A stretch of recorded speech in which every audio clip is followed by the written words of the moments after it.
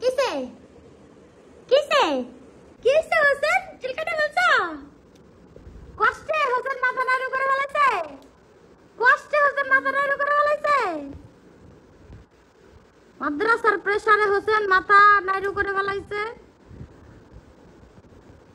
যাতে চুল আশ্রাইতে না হয় তাই না হ্যাঁ শান্তি শান্তি হোসেন একদম মাথা ঠান্ডা হয়ে গেছে গা আরাম পানি দিলা না আরাম লাগছে তো দেখুন আমার টাকা পুরো